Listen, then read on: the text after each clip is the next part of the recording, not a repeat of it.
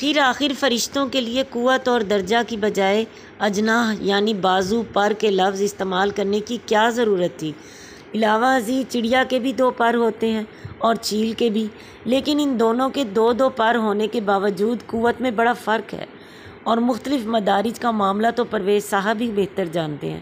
ہم تو اتنا ہی جانتے ہیں کہ ہر انسان کے 2 ہی بازو ہوتے ہیں، لیکن ان میں سے ہر ایک کی قوت میں فرق ہوتا ہے، اور مدارج میں بھی۔ مدارج کا انحصار بازوؤں پر نہیں بلکہ تقویٰ پر ہوتا ہے۔ سو یہ ہے فرشتوں پر ایمان بالغیب۔ اصل مسئلہ یہ تھا کہ آیا فرشتے کوئی الگ مخلوق ہیں یا نہیں، اور ان کا کوئی خارجی تشخص ہے یا نہیں۔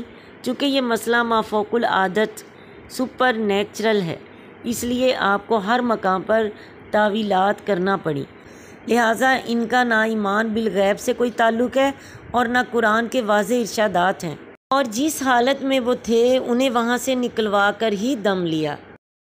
وَقُلْنَا اهْبِطُوا بَعْضُكُمْ لِبَعْضٍ عَدُوٌّ، تب ہم نے کہا تم سب یہاں سے اتر جاؤ کیونکہ تم ایک دوسرے کے دشمن ہو۔ وَلَكُمْ فِي الْأَرْضِ مُسْتَقَرٌّ وَمَتَاعٌ إِلَىٰ حِينٍ، اور اب تمہیں ایک معین وقت یعنی قیامت تک زمین میں رہنا اور گزر بسر کرنا ہے۔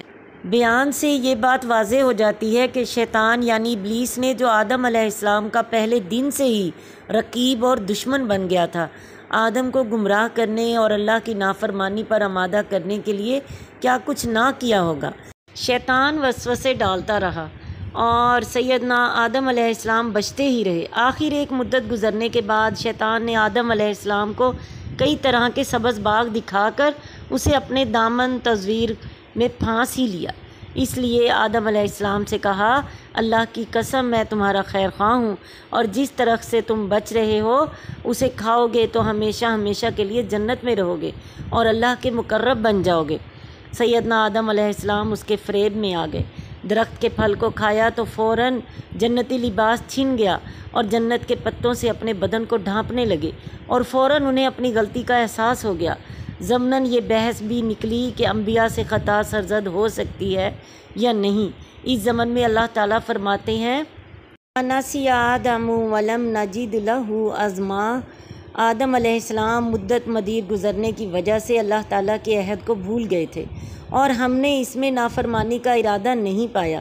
گویا معلوم ہوا کہ انبیاء علیہم السلام سے بھول چک، لغزش یا نافرمانی ہو سکتی ہے، عمدن نہیں۔ اور عصمت انبیاء کا مطلب صرف یہ ہے کہ اگر انبیاء سے کوئی غلطی یا خطا سرزد ہو تو وہ معاف کر دی جاتی ہے، اور اگر کوئی قابل تلافی معاملہ ہو تو بذریعہ وحی اس کی تلافی بھی کر دی جاتی ہے۔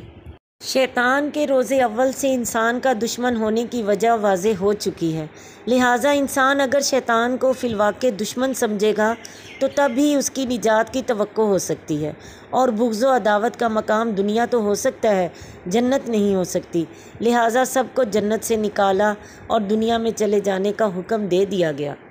اب انسان کو چاہیے کہ وہ اپنی اس جنت کو، اپنے اس گھر کو دوبارہ حاصل کرنے کے لیے تگ و دو کرے، اللہ کے دین کو پکڑ لے، اللہ کی کتاب کو پکڑ لے، اللہ کے نبی کی سنت کو اپنا لے، تبھی ہم دوبارہ اپنے اصل مقام، اپنے آبائی گھر جنت میں جا سکتے ہیں۔ اللہ تعالی ہم سب کو جنت میں اعلیٰ مقام عطا فرمائے، آمین۔ وسلام، ام حافظ۔